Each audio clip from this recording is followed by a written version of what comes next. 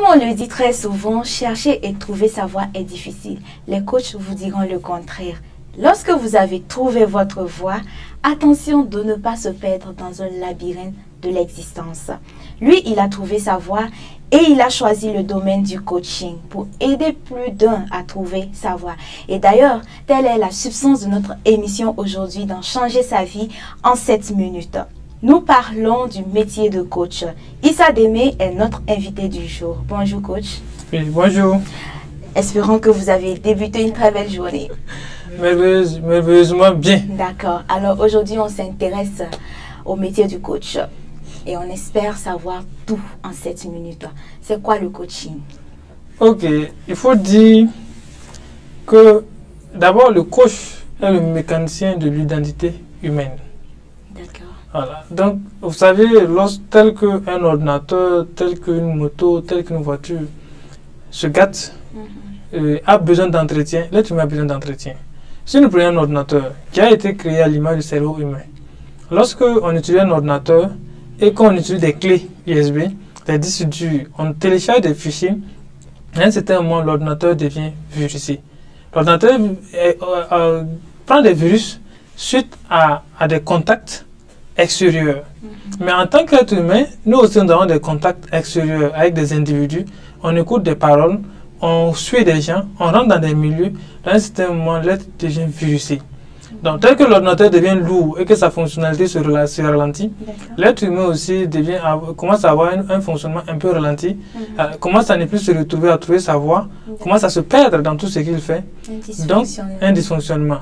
Et c'est là que le coach intervient pour faire un nettoyage, enlever les virus et permettre à l'être humain d'être au haut niveau de sa potentialité. Si on va plus loin, on va vous dire dans une définition technique que le coach est un professionnel qui intervient dans le ici et le maintenant pour une projection dans le futur.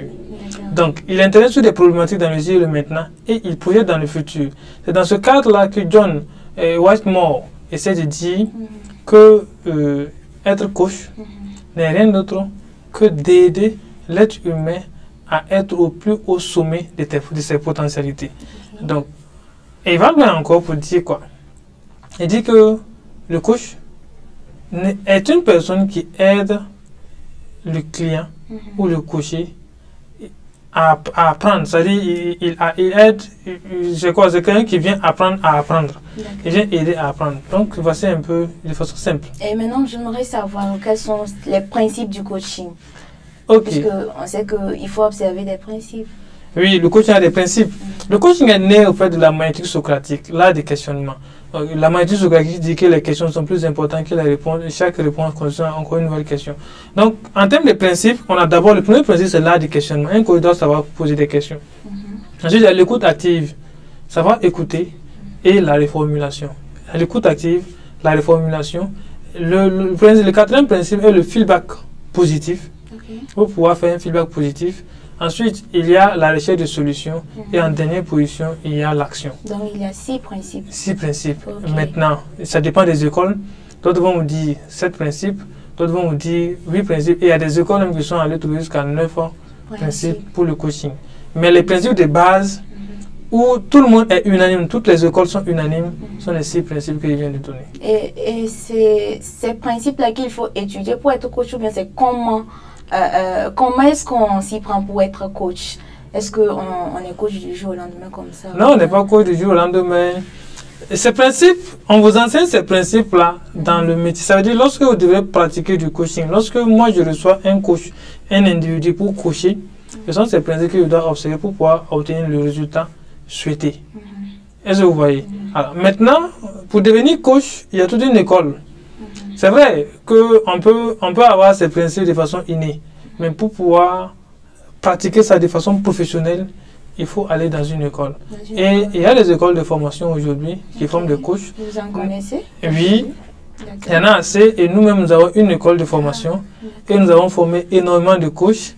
Et j'ai profité au fait de votre antenne dire en même temps qu'on a une session de formation qui est prévue pour le 1er octobre où nous allons former des coachs dans 2 domaines. Parce que le coaching aussi, à l'endroit de vos internautes, il y a au fait le coaching quantique et le coaching classique, qui sont des domaines de coaching. Et nous allons former à partir du 1er octobre dans les deux domaines. Une spécialité coaching classique et spécialité coaching quantique. Alors coach, parlons des différences. Beaucoup font l'amalgame entre ce que c'est qu'un coach, un formateur et on va dire les thérapeutes et tout. Est-ce que vous pouvez nous donner quelques différences entre un coach, un formateur, un thérapeute? Déjà, le coach, d'abord on va parler du mentor. Le coach est différent d'un mentor. Un mentor, c'est quelqu'un qui aide et qui oriente, qui guide, ou encore qui dit quelle est la prochaine étape qu'un individu doit faire. Il est différent du coach qui, lui, n'oriente pas. Le coach, le mentor, par exemple, c'est quelqu'un qui a beaucoup d'expérience et qui fait profiter au fait celui qui l'accompagne de son expérience, de son savoir, de son savoir-faire, de son savoir-être, mais aussi de son réseau. Alors que le coach, le mentor peut, je dirais quoi, guider, il peut conseiller. Le coach ne conseille pas. Le coach est différent du formateur parce que le formateur, c'est quelqu'un qui vient et inculquer une compétence, un savoir-faire. Donc, c'est un expert d'un domaine et qui vient à travers l'enseignement, en fait, permettre à un individu qui était à une compétence A d'aller à une compétence B. Alors que le coach, ce n'est pas le cas. Le coach ne vient pas vous inculquer une nouvelle compétence. Le coach ne va pas chercher quelque chose à l'extérieur pour venir mettre à l'intérieur de vous. Le coach vient vous aider à exploiter les compétences et les connaissances qui sont déjà en vous. Donc, il est différent aussi des thérapeutes. Parce que, bon, différent d'abord du consultant. Le consultant, c'est un expert d'un domaine précis qui intervient dans le domaine, qui intervient soit chez un individu ou une entreprise, peut-être dans le domaine commercial, économique et tout ce qui s'ensuit, et qui accompagne l'entreprise ou l'individu à acquérir des solutions.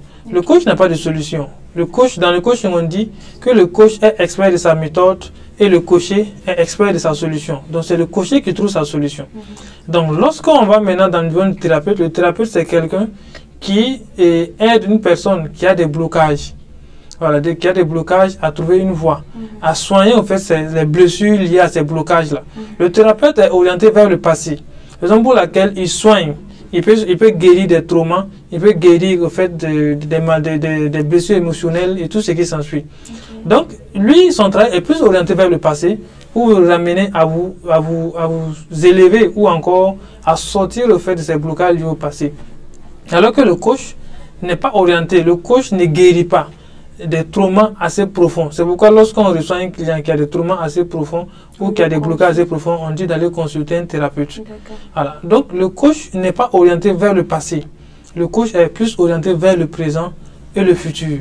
Donc voici des différentes catégories. Et lorsqu'on parle d'un coach aujourd'hui, comme nous sommes dans un fourre-tout où le mot coach est employé partout, les gens pensent que le coach, non, c'est différent. C'est pourquoi nous, dans notre domaine, on dit coach formateur. Tu peux être coach, ne pas être formateur. Comme tu peux être formateur, ne pas être coach. Donc, quand on vous forme, on vous demande est-ce que vous voulez faire du coaching ou vous voulez être coach et formateur. Donc, c'est deux domaines carrément différents avec des compétences complètement différentes. Voilà qui est bien dit, chers internautes. Ça y est, vous avez l'essentiel de ce que c'est qu'un coach. Dans le domaine du coaching, nous espérons que vous avez pris du plaisir à nous suivre. Contrairement à ce que l'on pense, le coach n'est pas un vendeur d'illusions. Il est le mécanicien de l'identité humaine.